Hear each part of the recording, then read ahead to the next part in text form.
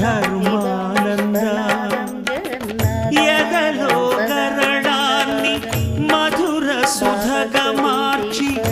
నవ్వించుటొక ఆట మోహానంద